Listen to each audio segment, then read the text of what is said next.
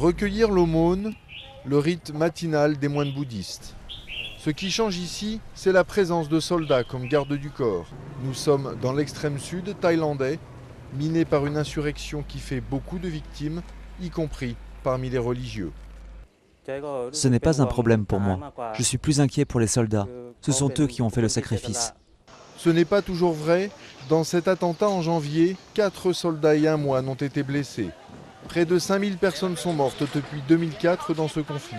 Certains insurgés réclament l'autonomie, d'autres un plus grand respect de la part du reste du pays pour leur culture, leur identité ethnique, leur religion. Dans ces 3 provinces, les musulmans représentent 80% de la population. Beaucoup se sentent humiliés par la culture thaï-bouddhiste dominante.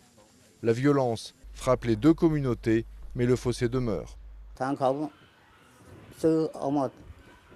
Si les musulmans pouvaient acheter les terres, ils les prendraient toutes. Ils veulent que les Thaïs bouddhistes quittent les 3 provinces. Une des réponses du pouvoir a été d'intensifier la présence militaire et l'armée s'est installée dans les pagodes. Celle-ci abrite tout un bataillon. Les soldats sont 10 fois plus nombreux que les moines et ils alimentent l'idée que le bouddhisme est intrinsèquement lié à l'État thaïlandais. Les musulmans pourraient penser que les soldats ont été envoyés ici pour les réprimer. Alors ils ont la sensation d'avoir été mis de côté par les autorités.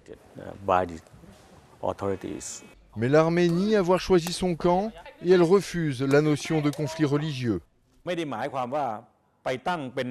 Cela ne veut pas dire que nous sommes là pour nous battre. Ce n'est qu'un abri. Il y a des bâtiments que nous pouvons utiliser pour nous loger et nous pouvons assurer la sécurité des habitants.